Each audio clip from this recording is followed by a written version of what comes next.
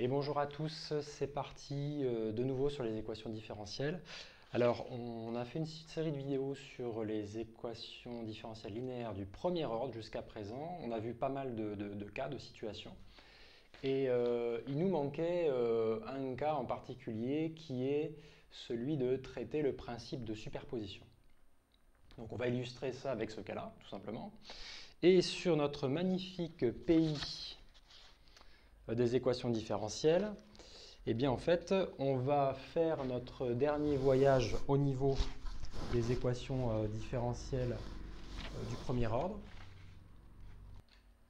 Voilà, donc on va aller plutôt ici, au premier ordre. Et là, donc c'est premier ordre parce qu'on n'a pas de présentation sous la forme d'une dérivée seconde. Et ici, donc, on va s'intéresser à un cas, on va avoir le a qui est constant, mais le b non constant.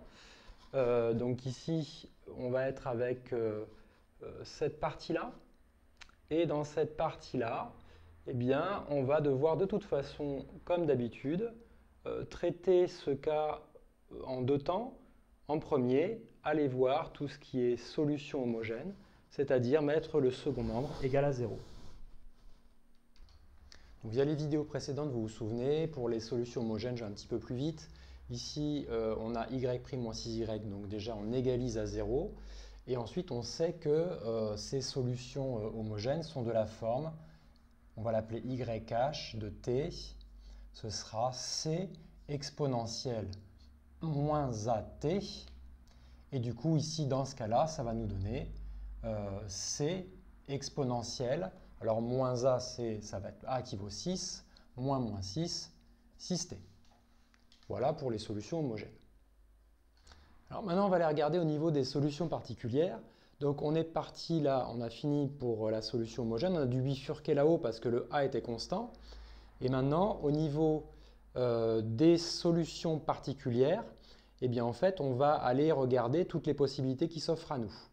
Alors là, ici, on a quelque chose de la forme exponentielle moins 5t plus 3t carré. Donc la première chose qu'on va aller regarder en principe, c'est si on n'est pas sous la forme d'un second membre avec un polynôme. Alors ici, il y a bien un polynôme, mais le problème, c'est qu'il n'est pas tout seul. Il y a la mi-exponentielle qui est avec nous. Donc du coup, le polynôme, ce n'est pas forcément le cas le plus simple, surtout adéquat. Ensuite, on a tout ce qui est second membre de la forme un polynôme exponentiel. Alors là, effectivement, ça pourrait être le cas, puisqu'on a une exponentielle. Le polynôme devant, il serait juste voilà, de degré 0 en fait. Mais le problème, c'est qu'on a un autre polynôme à côté. Donc, ce n'est pas exactement cette forme. Alors, est-ce qu'on a un second membre de la forme maintenant en cosinus et en sinus? Ben non. Allez, on monte. Et bien, qu'est-ce qu'il nous reste?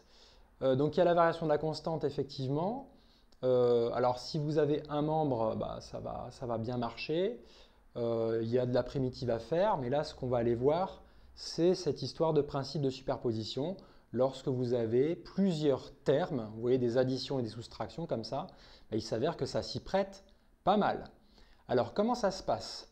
Quand on veut utiliser le principe de superposition, eh bien, en fait, on va aller identifier deux fonctions différentes donc dans chaque terme, dans le membre de droite, et on va aller résoudre notre équation différentielle, d'abord pour l'une des fonctions, et ensuite pour l'autre. Et enfin, à la fin, on va aller faire la somme des deux. Donc on écrit ça. Alors ici, ce que je vous ai indiqué, c'est que pour trouver l'ensemble des solutions particulières, eh bien en fait, on va sommer une première série de solutions particulières avec une autre. On va aller regarder la première. La première ici, ben on va identifier déjà deux termes. Et dans le premier terme, on a une première fonction qui est exponentielle 5t. Alors on va chercher à résoudre cette équation différentielle juste avec comme second membre exponentielle 5t. Donc là, on peut reprendre notre carte et se demander du coup où est-ce qu'on est en termes de solutions particulières. Il y en a une qui s'offre à nous directement, qui est un second membre de la forme, un polynôme exponentiel gamma t. Donc du coup ici, vous allez me dire, ouais mais il n'y a pas de polynôme. Bah, en fait, si, c'est un polynôme juste de degré 0, avec une constante en fin de compte. qui est facteur d'exponentielle, donc il n'y a pas de souci, on peut aller là-dessus. La première question qu'on va se poser, c'est est-ce que le gamma qu'on va proposer, il est différent du A? Alors, qu'est-ce que ça veut dire? Alors, ici, nous avons A, pour rappel, c'est moins 6. Et en fait, le gamma, il est ici. C'est lui, là, gamma. Donc, du coup, on a ça qui est bien différent de gamma qui vaut moins 5. Donc ici, ce que j'ai dit à l'instant, c'est qu'on pouvait proposer une solution particulière de la forme yp, je vais l'appeler yp1 de t, qui est un polynôme p de t exponentiel gamma t. Et dans le cas où gamma il est bien différent de a, on va pouvoir proposer une solution particulière. Alors là, ici, ce n'est pas la solution particulière, désolé, c'est ici la forme qu'on repère. Ici, on a exponentielle moins 5t qui est de la forme p de t exponentielle gamma t. Et en fait, on va pouvoir, vu que a est différent de gamma, on va pouvoir aller proposer une solution particulière 1 de la forme, donc de t, qui va être de la forme q de t exponentielle gamma t. Et on va avoir à proposer un polynôme q dont le degré est le même que celui de p. Or, ici, notre degré, c'est 0. Et donc, du coup, comme le degré est 0, on va proposer quelque chose qui est de la forme qui est de degré 0. Donc, par exemple, si vous avez ax carré plus bx plus c, on est de degré 2. Si maintenant je retire le carré, on est de degré 1, x puissance 1. Et si maintenant je garde juste la constante c, on a x puissance 0 qui fait 1, donc on est de degré 0.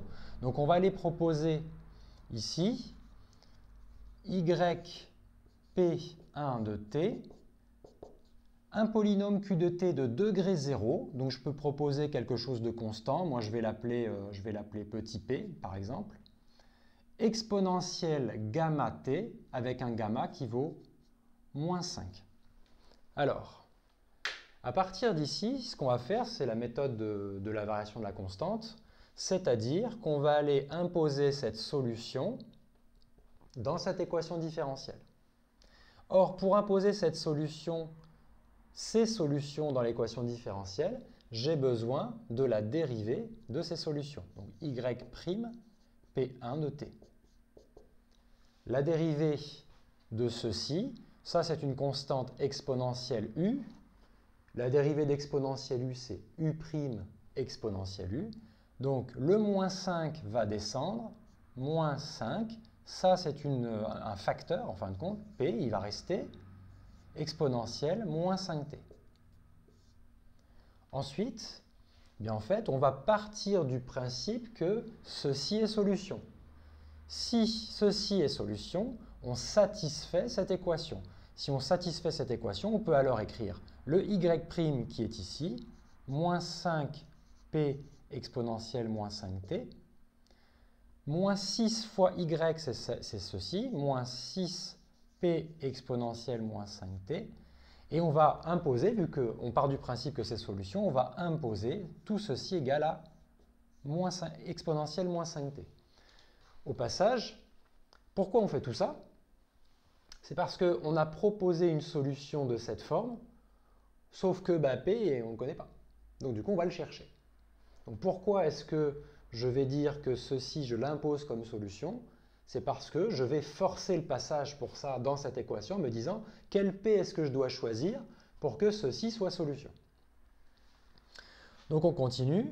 On a moins 5p moins 6p exponentielle moins 5t. Donc du coup, on a du moins 11p exponentielle moins 5t qui doit être égal à exponentielle moins 5t. Je vais faire passer l'exponentielle moins 5t de l'autre côté. Ça va me donner du moins 11p exponentielle moins 5t moins exponentielle moins 5t égale à 0. Si on factorise, on va avoir exponentielle moins 5t facteur de moins 11p moins 1 égale à 0. Ici, on a un produit nul. L'exponentielle ne peut jamais valoir 0, donc ce sera moins 11p moins 1 qui doit valoir 0. Et là, je m'aperçois que je suis en train d'écrire en dessous, donc je vais remonter. Désolé. Voilà, ça sera mieux. Moins 11, on en était à moins 11p moins 1 égale 0, ce qui va nous donner p qui vaut moins 1 onzième. Voici ce qu'on va pouvoir proposer comme solution particulière 1. Eh bien, l'ensemble des solutions particulières 1, donc qui concerne les solutions particulières de cette équation-là, ce sera quelque chose de la forme p, c'est-à-dire moins 1 onzième exponentielle moins 5t. Alors j'ai résumé ça ici. Maintenant, on va aller chercher la deuxième, SP2. Et donc du coup, on va aller trouver les solutions particulières de y' moins 6y, cette fois-ci, est égal à cette partie-là. Alors qu'est-ce qu'on a ici? On a un polynôme. Et du coup, dans notre schéma, on s'aperçoit qu'on va pouvoir utiliser ce qu'il y a ici, c'est-à-dire l'histoire du second membre de la forme d'un polynôme.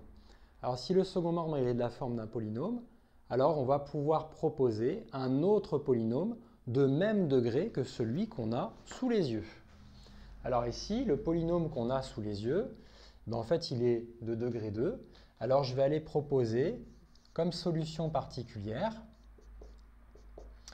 un polynôme de degré 2 dont je ne connais pas les coefficients. Donc les coefficients, je vais éviter de prendre ax carré plus bx plus c parce qu'on a déjà un a qui traîne. Je vais prendre alpha, alors pas x du coup puisque notre variable c'est t, alpha t carré plus bêta t qu'est-ce qu'on va prendre alors oui, j'ai parlé de gamma, bon c'est bon, je vais prendre gamma, plus gamma. Okay. Et là, de la même manière, on va aller imposer cette solution, ces solutions particulières dans cette équation différentielle. Pour trouver qui? Alpha, bêta, gamma. Alors c'est parti, pour pouvoir le faire, eh bien, il va nous falloir rentrer y', donc dériver cette solution-là, ces solutions-là. Donc y'(p2) de t ben, sera de la dérivée de tout ça, c'est-à-dire 2 alpha t plus bêta. Maintenant que j'ai tout ça, en fait, je vais partir du principe que yp2 de t est solution de cette équation, et donc satisfait cette équation. Donc je vais pouvoir remplacer ce que j'ai mis là-dedans. Donc on a besoin d'abord d'écrire la dérivée. C'est 2 alpha t plus bêta, moins 6 fois ce qu'on a ici, je vais développer directement, moins 6 alpha t carré, moins 6 bêta t, moins 6. Et comme ceci est solution de cette équation, on va imposer que tout cela soit égal à 3t carré. On continue. Un polynôme est égal à un autre si chacun des coefficients des t carré est égal, des t est égal et des 100t est égal. Donc du coup, on va regrouper les choses par t carré, t et pas de t dans cette partie-là. Donc en t carré ici, j'ai moins 6 alpha t carré. Ensuite, en t, j'ai ces deux-là qui se baladent. Ça veut dire qu'on a 2 alpha moins 6 bêta, en t. Et enfin, ce qui n'a pas de t, on a quoi? On a bêta moins 6. Et ça nous fait du 3t carré. Donc en gros, ce qu'on a ici, c'est résoudre ça, ça équivaut à aller résoudre, ici en t carré on a 3, ici en t carré on a moins 6 alpha, donc pour que ce soit égal, par identification, il faut que moins 6 alpha égale 3. Il faut également que 2 alpha moins 6 bêta, ça fasse, il n'y a rien en t ici, donc ça fait 0.